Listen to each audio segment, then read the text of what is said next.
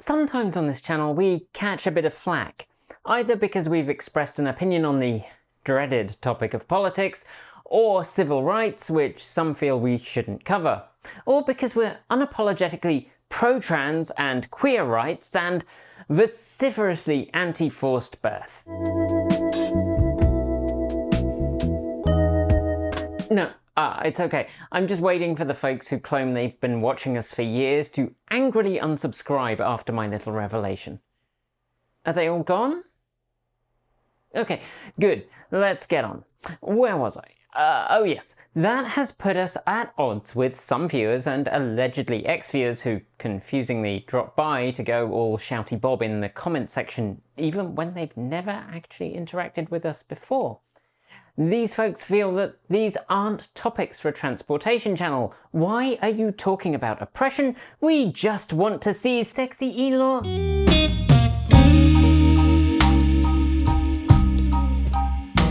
Oh, sorry. But it's definitely not all like that.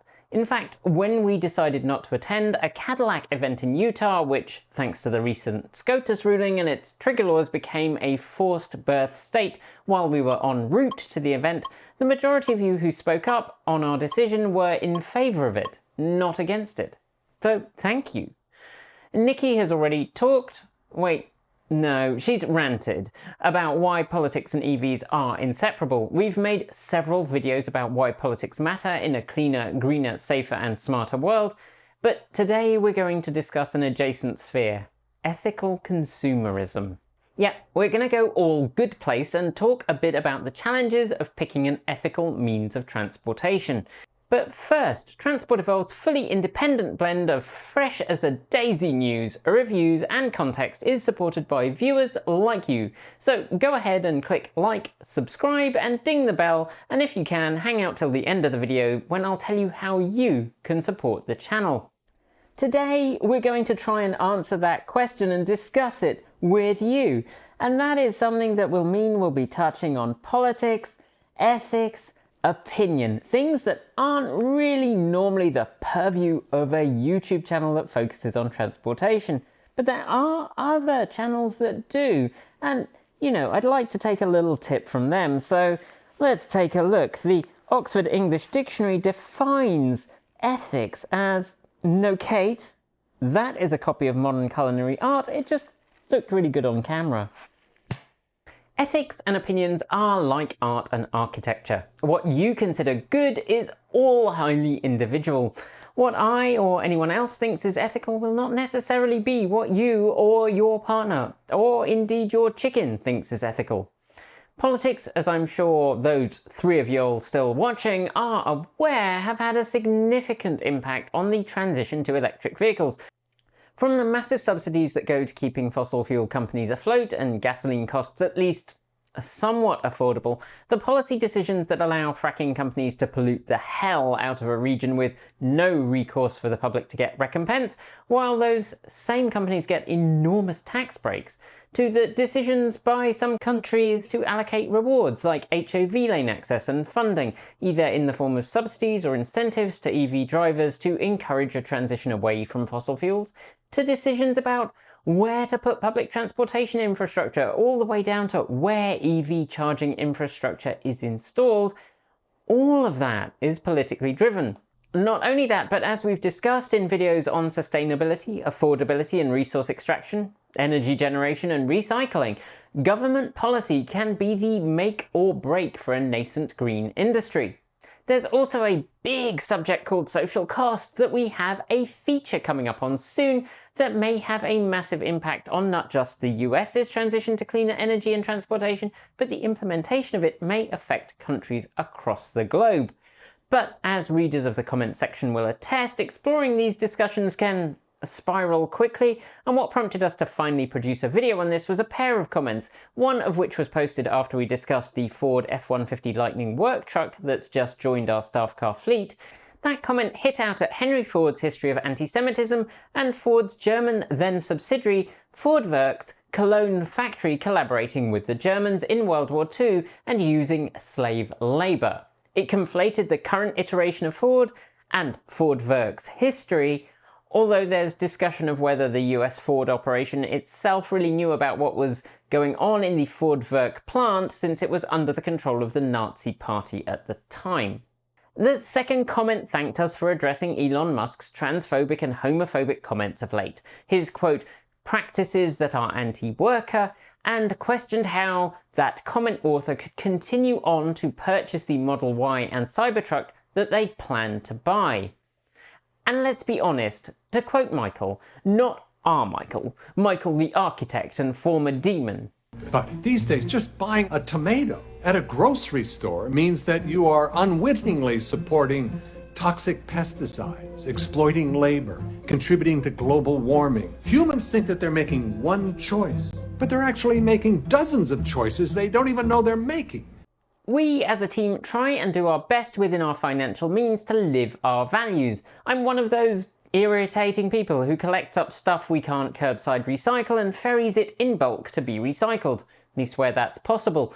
When we stripped our house down to, well, there wasn't much of it left, we did our best to separate out recyclable and reusable materials from the mouldy and cat urine soaked ones, and took them to relevant locations or found other ways to reuse them. Oh hey, that reminds me, Kate's top home renovation tips. A home that's basically been transformed into a giant kitty litter box may look like an easy challenge for the experienced home renovator, but nothing prepares you for removing cat urine soaked carpets that have been in place for decades. I split my shopping between a local farmer's market and co-op, and I do indeed eat often homemade granola, and Jeff Bezos reminds me of a Gorn, so I don't shop at Amazon very much. And not to be all preachy, and yes, I know I'm being all preachy, but the rest of the team at the channel all do similar types of shopping, try and avoid big box stores, buy local and buy smart. We have the privilege of enough time and money to explore those kinds of options. So when I bought our Kia Niro EV, I was very frustrated to discover shortly afterwards that Hyundai Motor Group signed up as a member of the automotive industry group that joined with the Trump administration in attempting to roll back fuel efficiency standards, and was part of the lawsuit attempting to prevent California from setting its own emission standards, the zero emission standards that so many states now rely on to encourage EV adoption. And that doesn't even get to the current news cycle reports that Kia and Hyundai Group may have fitted defeat devices to 210,000 diesel engines, and have continued production in Russia despite its invasion of Ukraine. But I guess the Ferengi rule of acquisition number 10 applies here. It was by no means alone. GM, Nissan, Toyota, Fiat Chrysler, now known as Stellantis, Mazda, Mitsubishi and Subaru, along with the National Automobile Dealers Association, all got in on that litigation, meaning that at that point in time, if you wanted an EV that wasn't from a company fighting tooth and nail to slow the transition, you were limited to a VW e-Golf, a previous model year Ford Focus EV that was sitting somewhere on the corner of a dealer lot, forgotten because it was a compliance car, a quasi-theoretical Audi e-tron, a BMW i3, of which at that point we had one, an incredibly unreliable one, a Tesla Model S, X or 3, a Jaguar I-Pace, or a smart EQ for 2. From the legacy automaker camp, all of these were either unicorn-like or incredibly expensive, or more often both, and we've not even touched on VW Group's history with Dieselgate.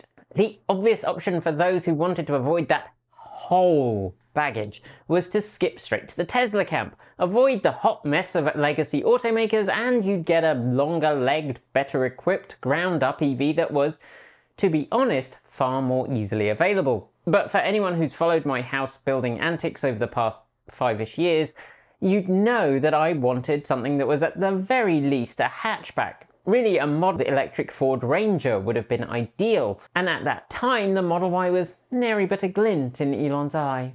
So, from the limited selection of vehicles, once price was factored in, it had to be either the Niro EV or the Bolt. Either that or throw a lithium battery pack in our much-loved first-generation RAV4 EV. And while we didn't know about Hyundai Kia's plans to support the Trump administration in that lawsuit, it was pretty clear that in the US at least it was keen to continue selling gas cars. We hope that by making our choice to buy one of its electric offerings, it might encourage the automaker to concentrate more on EVs. We got what we needed, and hopefully our choice of tomato didn't damage as much as some other choices of tomato might, if you get my drift.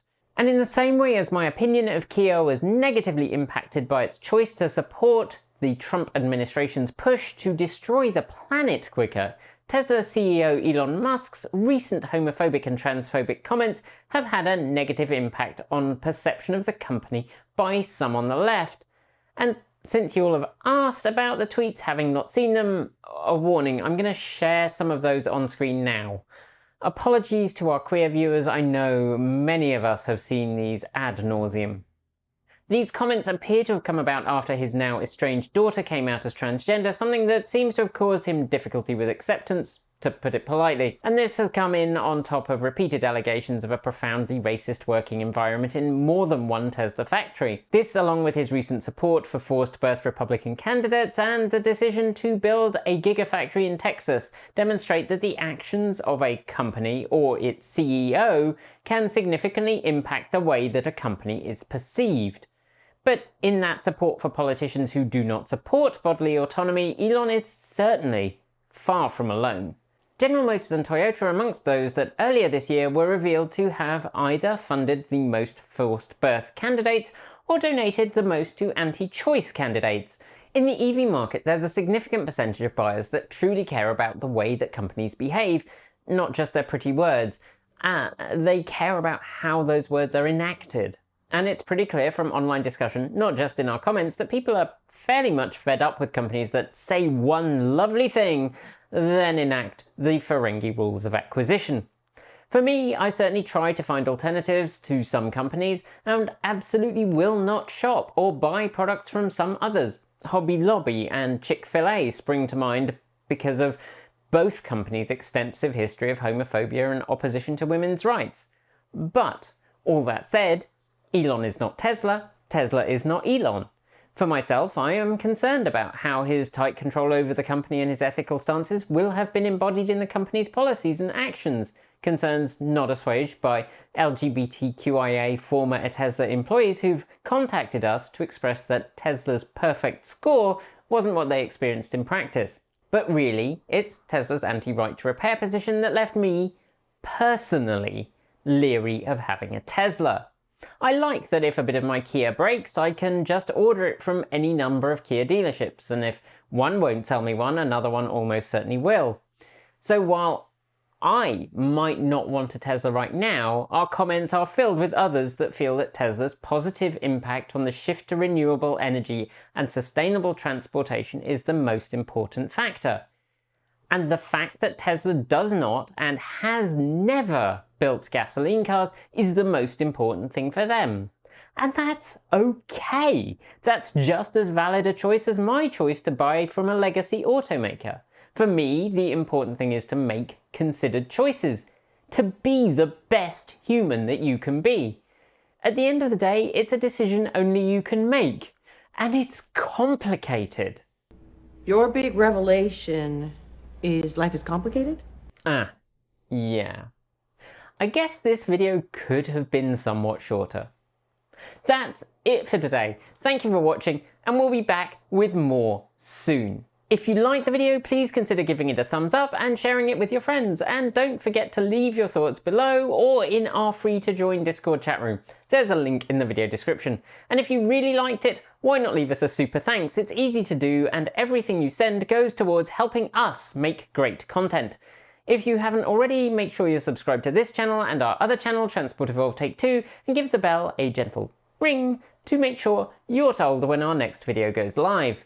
Thanks on behalf of the entire TE crew go out to everyone who makes TE possible. That includes everyone who supports us on Patreon and YouTube, as well as those who just watch and share our videos. If you're a supporter at the charged up level, you'll see your name right here on my right. And if you just joined, we're sorry if your name isn't showing up yet. We render the list every week or so, but sometimes our videos are produced a few weeks in advance. Thanks to our self-driving tier supporters, Chris Maxwell, Pedro Muro Pinheiro, Patrick Boyarski, Bennett Elder, Brian Newton, David Kitchen, Michael Goad, Ricky Leong, Andrew Martin, Guido Drahota, Brophy Wolf, Tezza in the Gong, Gordon C, Stephen O'Donoghue, Kyle Hodgson, Anthony Coates, Regine Fellows, Dan Blair, Jim Burness, Chris Ascenta, Chris and Michael Johnson, Peter Dillinger, and Denny Hyde. And of course, out of this world thanks to our Starman supporters, Anonymous Freak, Marcel Ward, Reggie Watts, Rory Litwin, Joe Bresney, Reed R, JP Fagerback, Russ, Will Graylan, Matthew Drobnak, Blue Says Hello, Kevin Burrowbridge, John Lyons, Andrew Glenn, Paul Conway, Laura Reynolds, Ellery Hensley, and of course, Ian. Want to be part of this amazing list? You can join Patreon at the link below. Hit the join button below to support us on YouTube, or show us your support through Bitcoin, Ko-fi, or our cool swag store. Links are all down there. And if you're unable to support us financially, just know that watching the video and sharing it really makes a difference to our ad revenue, as well as helping us keep the algorithms containment grid powered. Thanks for joining me, and as always, keep evolving.